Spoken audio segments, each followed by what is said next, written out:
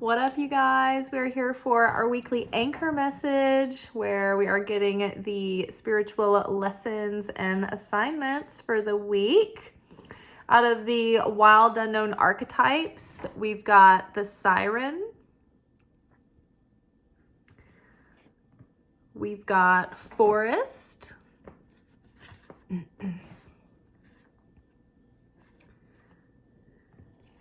And we've got the Hunter.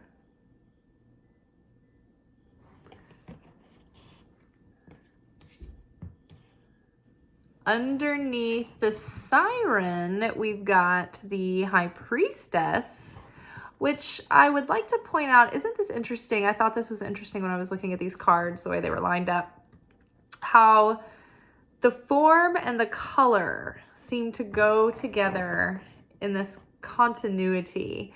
Like the fin going down into the space between where the veil is split. The veil drawn in over the innermost hidden. Sorry, I needed to get rid of a notification. The veil is drawn over the innermost hidden, which keeps us from knowing everything, right? It hides the mystery. Then the depth of that pigment and color, the repetition is here. I just think that's so interesting that the Siren dives deep into the depths in search of what is behind that veil, right? I thought that was pretty cool. Underneath the Forest, we've got the Six of Swords. And underneath the Hunter, we have Queen of Cups. So we've been talking a lot about Pluto and the transit that it's been having through Capricorn for the last 16 years. The other day, like 2 days ago, I think, Pluto finally stationed direct in Capricorn and had started on its 5 weeks left, continuing through the end of that sign until it goes into the sign of Aquarius. So mid to late November, Pluto will change signs into Aquarius. So we're in the final grand finale of this difficult cycle of trials and tribulations over the last 16 years. Things will be lightening up. They will be dramatically different. And I know some of us can't even imagine what that would be like because our entire adult life has been shrouded in this influence almost in every area. And it supposedly has affected the cardinal signs because it has happened in the sign of Capricorn, which is one of the cardinal signs. So it's affected the cardinal signs harder than any of the other signs. Well, I'm a triple cardinal. I'm an Aries sun, Libra moon, Cancer rising. And it has felt like for the last 16 years, 0 categories in my life have gone well at all. So I can't even imagine what it could be like to have ease, harmony, abundance, flow, like just things to work out, right? So I'm very excited about this, and I know that many of you are as well. So I think this reading is talking about what we've come through, right? We did the work. We delved into the depths. We followed the Siren that calls us to follow that mystery, right? What makes some people do the deep inner work and others don't? Others just phone it in. They, put a rug over it and glaze through and just kind of move through life, and they don't go into the depths. Some people do, some people don't. Those of us here, I'm sure did. And so we followed that Siren into the deep, into the depths of our own being. And we did the self-discovery, and we did the healing, and we did the alchemy and the transmutation. And while we were in those depths, we got to know that high priestess, that inner voice deep within, that is that higher self that's connected with the Holy Spirit, and that whisper that's been trying to guide us and lead us and teach us and heal us and comfort us and show us compassion. We've gotten to know this voice. We've learned how to discern this voice when it's speaking to us. And we wouldn't have had we not gone through a lot of the things that gave us the desire, right? In Kabbalah, we talk about building the vessel. And the vessel can be described as many things, but one of the main things the vessel is, it represents our desire to be close to the light, to be more like the light, to become like the Creator, to be close to God. And so that desire usually doesn't happen when we're satiated with the fulfillment of all of our wants and desires and goals, right? When everything's going perfectly, everything's good. We're just going to the game. We're just going to go to the show tonight, see who's playing, right? Everything's good. All is well. Why do any of the work? Why fix it if it ain't broke, right? So we did, though. We went in deep. We did the self-discovery. We faced the fears, and the Creator will allow us to go through these seasons of trials and tribulations, because when we go through difficulty and there's parts of our life that aren't complete that we want, we look at ourselves and we're like, okay, why don't I have this? What is it about me that I'm not bringing to the table to merit having this life that I know my soul knows is possible for me? I know my higher self can experience this version of my life as if it's already completed, and it knows what's possible for me. So what do I need to do to get from point A to point B to make those connect, right? And so that usually prompts us into the inner work. It's usually, the bad breakups that leave us desperate and brokenhearted that get us looking at our ability to communicate and have relationships, that make us start thinking about our childhood trauma and the inner child within and healing those inner child wounds, right? It's usually if we have a huge failure in our career, or like we don't pass, our medical exam or whatever it is, that like we didn't get to go to medical school. It's like one of those big setups where we're supposed to get the $200 and pass go. And it's like life is like, no, sorry, it's not going to go the way you think. And it's those disappointments, those failures, so to speak, the times that we fall short, that break our hearts open, right? And make them tender and malleable enough to be teachable, to be changeable, to be mutable. And so life has dealt us some big ass kickings, some trials and tribulations. And within those tribulations, the revelation came.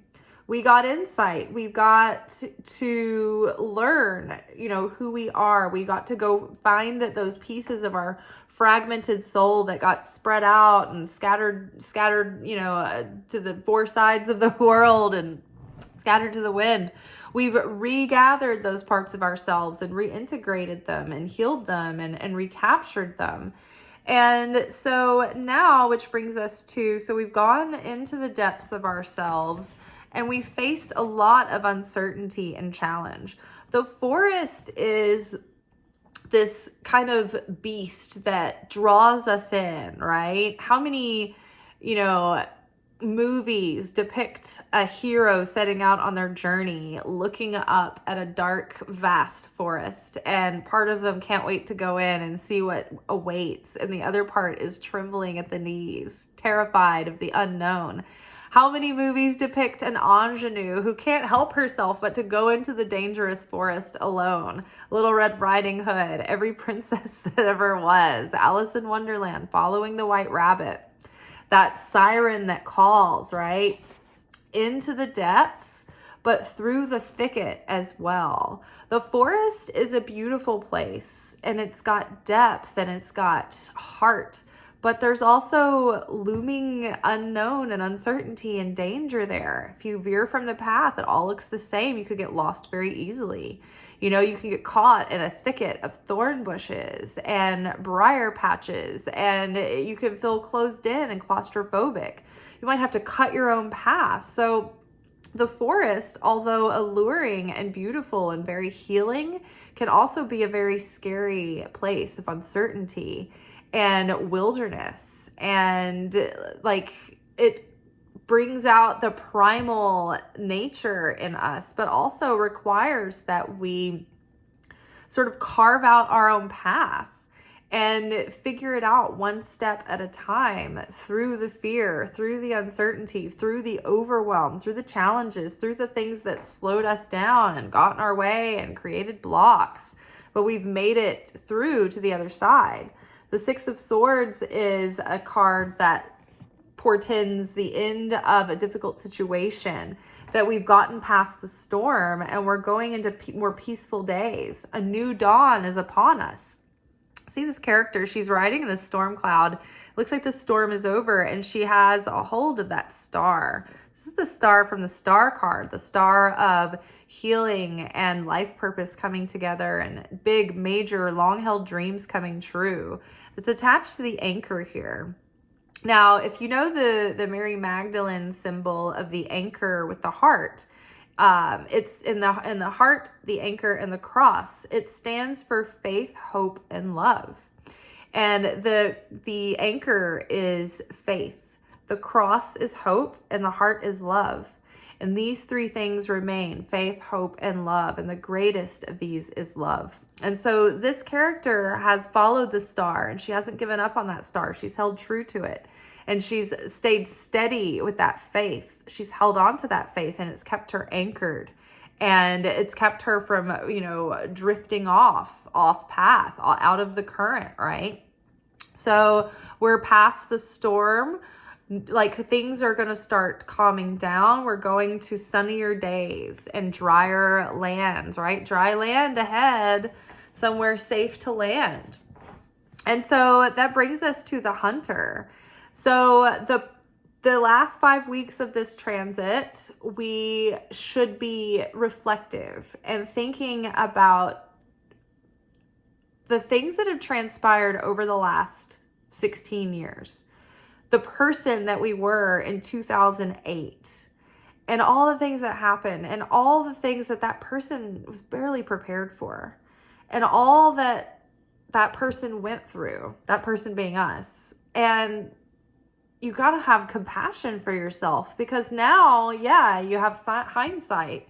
You've cut your teeth, you've cut your claws, you've got calluses, you have, wherewithal and street smarts and wisdom and discernment and experience, but you didn't have any of that starting off in 2008. And you had to face all the uncertainty, all the fear, all the scary things, all the painful things, all the disappointment, without the context, without the perspective. And so the hunter is, when we look at that and reflect on it, we can really appreciate where we've been and what it's taken us to get here and honor that. And I think it deepens our self-love and our self-respect and our self-compassion. And we can forgive ourselves for a lot of stuff that we have been hard on ourselves about. In this determination to move forward into a new life, one that we have not experienced yet, a life that has support and ease and abundance and flow, a life in which you might make an attempt to try to make something happen and it might take off. Like, it might actually work out. So, we're at the end of this cycle. I'm sure exhausted. If you're anything like me, I'm worn out. I am almost burnt out. I'm almost to the point of just quitting everything and just phoning it in for the rest of my life. I'm so tired. But I know that this is that moment where you can't quit right before you're going to win in the next chapter, right? So we've got to hang in there. And we've got to stay determined, and we've got to go after this like a hunter with determination to maintain our consciousness and not slip back into old familiar patterns and old things that will tempt us into self-sabotaging behaviors. We have the Queen of Cups here, and I think part of that is the Queen of Cups has learned to master the realm of emotions and intuition. And I think that for a lot of us, most people, almost all people, I would say, let's just say everyone, is on a spectrum of codependency, even if they don't want to believe it or not. We all developed this, no matter how cushy our home life is growing up, how good or nice or sweet our parents are, or how bad they are. In fact, sometimes the kinds of parents that are super sweet and spoil their kids create codependent relationships, in well-meaning ways, and they don't even mean to, right? So we all have to learn where we stop and where someone else begins. And we have to learn the practice of setting those boundaries and knowing when we're running out of gas and when we need to say no and take care of ourselves and prioritize ourselves. So it's like we've healed codependency, we've healed enmeshment, we've healed the ability to be empathic without losing ourselves in others and being able to feel our feelings, and also be empathic in a way that we can understand how other people feel without getting confused about what our feelings are and what their feelings are. Sometimes we can feel other people's feelings to the point of overwhelm that we feel like, oh, I want to make you happy. I want to make you comfortable. I'll put myself, I'll be taken care of later. It doesn't matter. I don't matter. You guys matter. That's the queen's detriment, right? It's not bad to prioritize others and be selfless and be giving and sharing.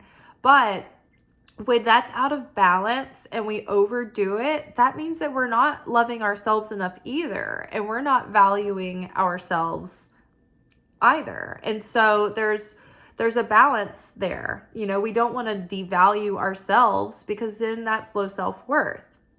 So we have to own the space that we take up and realize that we're equally deserving as others, and that we can share, but we can also be included. And we can also prioritize our needs when we need things, and and be balanced with the way that we are sharing and generous, and take turns.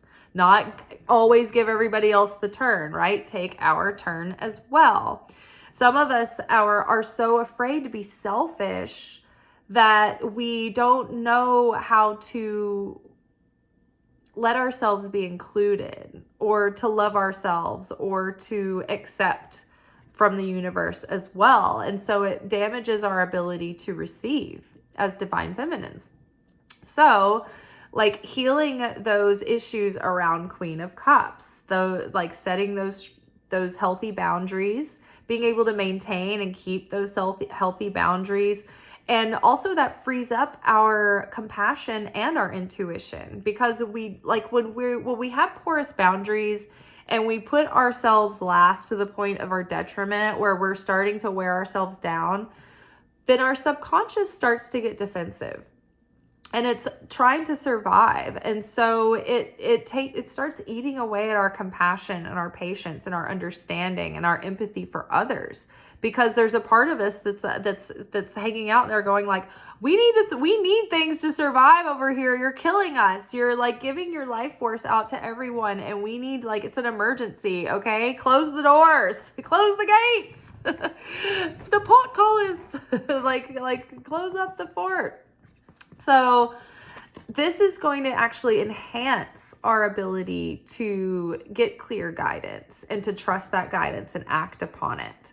Also, to be able to take our feelings into account, and to take our thoughts into account, but be able to choose beyond thought and feeling and emotion, taking them all into consider, but literally tuning into the voice of our soul and our spirit, and letting that guide us, and not necessarily being controlled by our emotions or controlled by our thoughts, right? Because if it were good to always follow your thoughts and your feelings, then why didn't it work out with all those bad boys, right?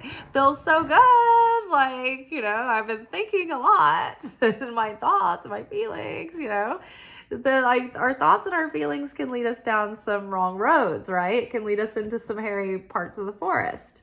So we have to learn to discern. We take our thoughts and feelings into account, but there's also a deeper wisdom that we draw from, and a deeper discernment that we rely on and we lean on.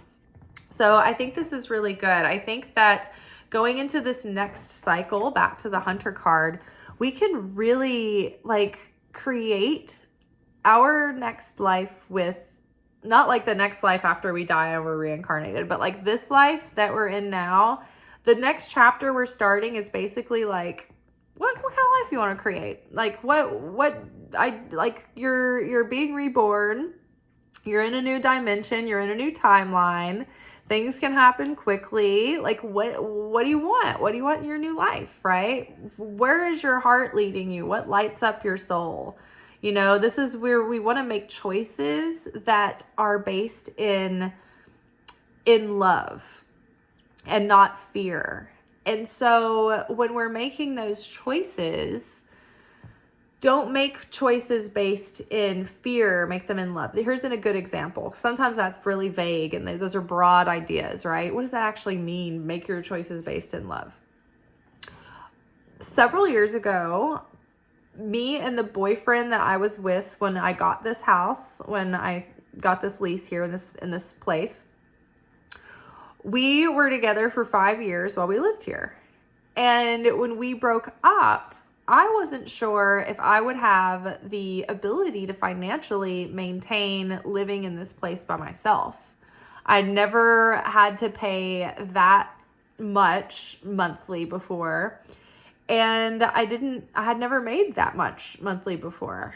And so it was a big risk. And I didn't have long to decide because I was coming up against the lease renewal. And so I was, trying to consider what my options were. I did not want a roommate. I loved this house. I love the spot that I'm in. I love my neighborhood. I love everything about this place. It's so exactly what I need. The lighting is the way that I need the lighting. I got hardwood floors. My ceilings are high enough. Like I've got an extra bedroom that I use for my creative room. I have 1.5 baths. Like the park is behind me. So I love this place. When I was making these choices, I was like, gosh, am I going to put myself in a precarious position to try to stay here? Am I making a foolish choice? I was like, should I bunk up with family? I'm like, there isn't a person that I can bunk up with in my family. So my choice is find another place that's cheaper, which was very difficult. It was like, there weren't cheaper places. Even smaller 1-bedroom places had gone up. They had shot up super expensive, and my rent had, stayed relatively under control because I'd been the one in the lease. So I was like, okay, I can't find another place that's going to be cheaper. I'm not going to live with strangers. I did that before. It was a nightmare. So I'm not, those would have been choices based in fear. My dad offered me a bedroom, like a basement bedroom in his house for free if I wanted it. They had apartments hooked on to their house, like in a duplex. It's like an old historical, like kind of duplex thing, but they had renters, and they like, my dad wasn't confident that I could cover the rent. And it was less than the rent I'm paying now. And I was just like, all right, well, I'm not going to make a fearful choice and end up living in a cellar, wanting to like kill myself and feeling probably more down on myself than I can't even ever imagine the depression that I would have slipped under and into had I panicked and not believed in myself. And I decided, you know what? I'm going to make this choice in faith. And I'm going to make this choice based in love. And I love this place and I don't want to lose it. And I'm going to make a choice believing that the Creator is going to help me double my income so that I can cover the cost of living here, and that I can take care of myself, and that I can, take care of the other things that I need that aren't even, the cost of living in a house, right? It's like the cars and insurance and all the things, food, gas. It's like never ending. 20 hair products to make your hair look sort of okay. So I ended up doing it. I stayed here. I was like, I'm going to take a chance. I'm going to keep the lease. And you know what? I've never looked back. I was able to double my income that first year and make the money that I needed to stay here, instead of making a choice out of fear and panic that would have left me in more desperate position. Rent is only going up higher and higher and higher. You know, I would have been depressed. I would have been down on myself. I would have been angry that I gave up. And so that is one example of making your choices based in love. Another example would be if you're, looking for, say, a life partner, a husband, a wife, a girlfriend, a boyfriend. And for women, this is more of an issue. But if women want children, we have a limited amount of time to make that happen. We have a biological clock that we can't negotiate with. I mean, we can to a certain extent with hormone therapy, but that's no guarantee, and that can be very dangerous to your health. And so when women get to a certain age, sometimes it's very difficult to not get into a panic if kids are a big desire for them. And so that can be very hard for women to make decisions in relationship based in love and not fear and scarcity. And so many women end up settling for men who don't treat them well, or men that they're not crazy about, because they're afraid that they're not going to have any other choices. And then they're locked into someone, who they're not, it's not really their true match. And I don't think this is an issue for men. I never hear men, talking about like, oh my God, my time's running out. I have to find a woman. Like the instant a man is ready, it's like somebody will take him. They're like, okay, I'm ready now. I've been by myself for 10 minutes.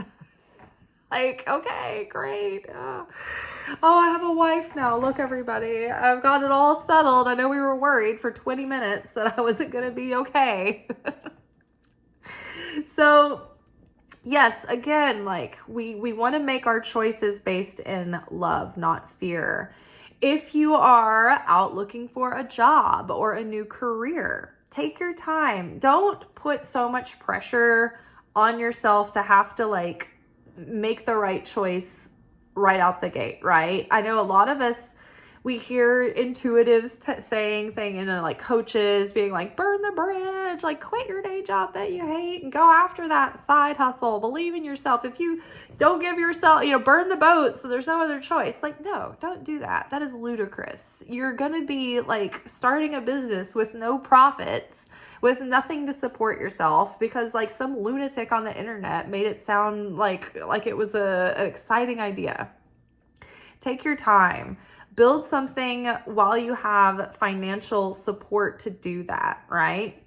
Like for instance, I have a restaurant job where I work at night. The hours are super convenient and it allows me to do this channel and to make content and to build up that dream.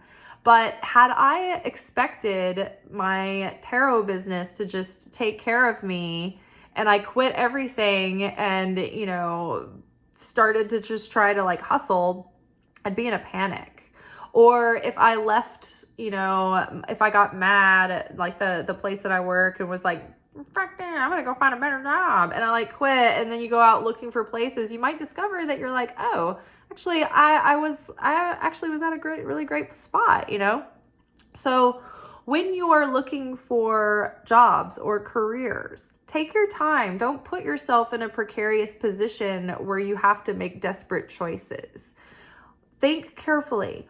What do you want your day to be like? Your day in and day out. That's what your job's going to be. So what do you want to feel like? What is the mundane truth, not the glamorous truth of your job, but what is it about that job that you think you will love or you like?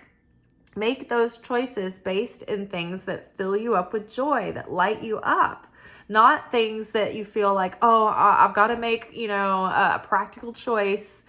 I've got to go to nursing school because nurses will always have a job, and I don't have really a deep passion for nursing, but I'm afraid that, you know, so like AI is taking over so much, and that, you know, everything's so uncertain, and some careers could just like, you know, be gone overnight, but you know, nursing's the way. And no offense to any nurses, and nurses are obviously great, but if you don't love nursing, that is a hard job. And your job is being at the hospital every day, all day. So it's like, does that fill you with love? Are you the person that's a healer and a nurturer? If you are, then you will love it. But if you aren't, and making a choice based on a fearful scarcity that's a practical choice, and other choices won't pan out, like those are the things that we need to shift our consciousness around. Like making choices from the heart, realizing that we're building a life that we're going to live in. So do we love that life? Do we love the day that we're spending? You know, our minutes make our hours, and our hours add up to our days, and our days add up to our weeks, and our weeks add up to our months, and our months add up to our years. You know, this is the way that we spend our life. So choose with your heart. And I think that we can. And I think that this hunter is like determined to follow the light. The light, we're at the light this is the light at the end of the tunnel, right? Of this freaking cycle of discipline and sternness and severity that Pluto has been taking us through in wonderful Capricorn. So we're almost there. It's like the horsemen of the apocalypse almost. Focus on the light. Keep going towards that light. There's so many positive changes and transformation happening on the inside and outside. So keep believing in them. Keep moving in that direction. Keep making your choices based on that belief, that faith that things are turning around, things are lightening up, things are getting better, and you're determined to persevere and carve out that life that you know is possible for you. To claim that life that you know is possible for you, because what is truly yours cannot be passed. It will not pass you by. You cannot miss what's truly yours. It will not be taken from you. And what is not meant for you will never be yours, and it will never be right. And if you somehow, you know, finagle it to be yours temporarily, it'll always have a little chaos with it. So rest assured that what is meant for you will be, that you won't miss it, but pay attention and don't be messing around, right? Make those choices from the heart. Give yourself that chance. Don't fall back into the old comfort zone, right? Because you're going to go back into the old way it was, right? If you suddenly have left a way of being and you're like, oh, wow, this could be different. And then you're like, you know what? I'm a little bit like, I'm feeling a little nervous. I think I'm just going to go back to the comfort zone. It's not like that comfort zone is going to get lighter and better. That comfort zone is going to be the same shitty comfort zone it always has been. The difference is that we are making different choices. We have become different. We're making different choices. We're making a different new life. And that doesn't mean you have to burn every bridge and like, you know, end everything and change everything and turn your whole life inside out. But the things that you have been prompted to transform, those things are not just going to lighten up because of the astrology change. It has to do with the pressure that the astrology put on us to make the changes that would evolve us into the place that we're at now, to give us that container to make a new reality in. So I hope that makes sense. All right, y'all. I am feeling really ready for a hot shower. It's starting to get a little brisk outside, so that's been fun. And I will see you guys tomorrow for our weekly manifestation oracle message. Ciao.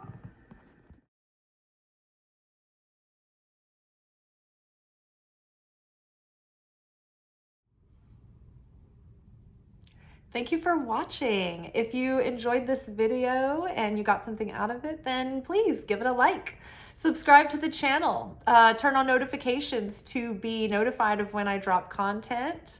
Like the videos, comment, share them. Anything that you do helps these messages get out to other people who need them. So you watching a video and taking an action on it actually makes a positive difference in someone else's life.